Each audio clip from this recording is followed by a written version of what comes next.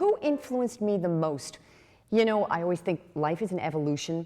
So there have been many people. Foremost is my mother, who I lost when I was 14 years old.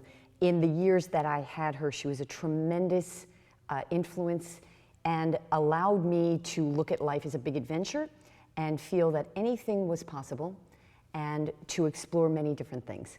Beyond that, I am very fortunate to have two sisters who are musicians, my sister Carrie and my sister Maureen, a violinist and cellist. So we were huge influences on each other and continue to be, all being professional musicians. There's a great simpatico amongst us. Beyond that, I worked with a Russian pedagogue, Raphael Bronstein, when I was a teenager, and with my sister Carrie, and I learned an incredible amount from him, not about the techniques of playing the piano, but about these very big musical concepts that took me 10, 20 years to finally understand what he was talking about. John Browning was a huge influence on me as well. He pushed me beyond what I thought or what I knew my limits were, and just constantly made me strive for more and more. And as my life and career have evolved, my colleagues have been and continue to be a tremendous influence on me.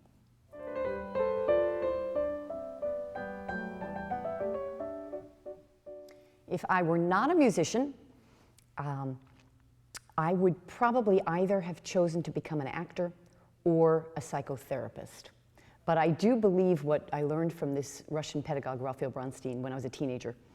He said, if you think there's anything else in life you would want to be, do that and don't become a musician. Because being a musician has to be all-encompassing. It has to be an obsession and a compulsion.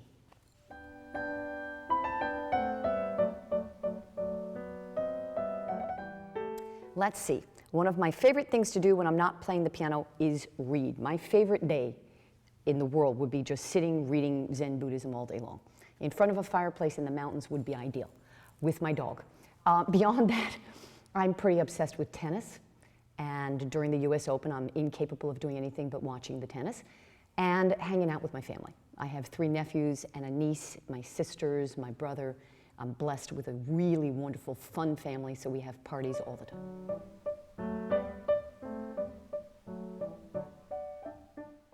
I'm a big reader, and a book I've been working on recently is Psychotherapy and The Collective Unconscious by Carl Jung. I'm a big Jungian fan. I got inspired to read Carl Jung by a book I read when I was in my early 20s, Conversations with Arau, with the pianist Claudio Arau. And in the final section, Claudio Arau wrote about some of his thoughts and views about being a musician, not being a pianist, but just living a life as a musician. And he spoke about how he was influenced by Carl Jung and so many of the concepts that Carl Jung discovered through the course of his life. So that's been inspiring to me, hence then my interest in Zen Buddhism, which was a great interest of Carl Jung as well.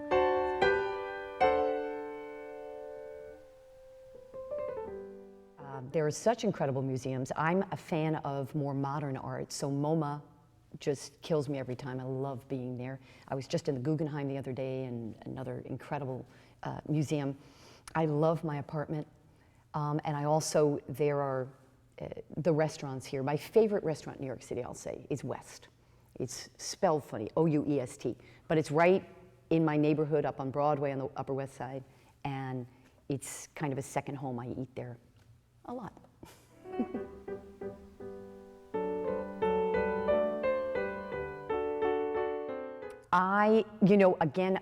A more recent development in my evolution as a musician is becoming an artistic director, which I am out in Vail, Colorado at the Bravo Music Festival. So it's one of my responsibilities now to be listening to more music than I ever did in the past, so that I can come up with compelling programming. My favorite things, to sum it up, I would say, if I were on a quote-unquote desert island, would be Bach-Goldberg variations with Gould, both the early and the late recording. Anything Art Tatum touched. The Brahms string quartets with the Cleveland Quartet, Mahler symphonies, Henrik Schering playing solo Bach, Pablo Casals playing solo Bach.